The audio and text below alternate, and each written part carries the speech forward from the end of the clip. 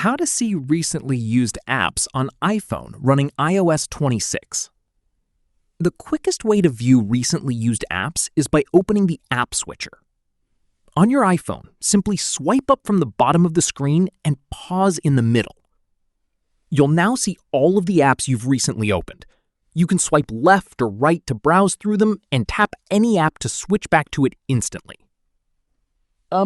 If you want a more detailed breakdown of your app activity, open the Settings app and tap Screen Time. If you haven't already enabled Screen Time, follow the on-screen instructions to set it up. Then tap See All App and Website Activity.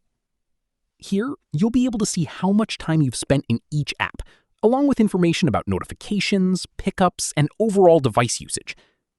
You can also switch between daily and weekly views to track your app usage over a longer period. Screen Time is a great way to monitor your iPhone activity and see exactly which apps you've been using the most. And that's how to see recently used apps on iPhone running iOS 26. Thanks for watching. If you found this video helpful, please like this video, leave a comment below, and subscribe to the channel for more tech tutorials and tips. Thanks for watching, and I'll see you in the next video.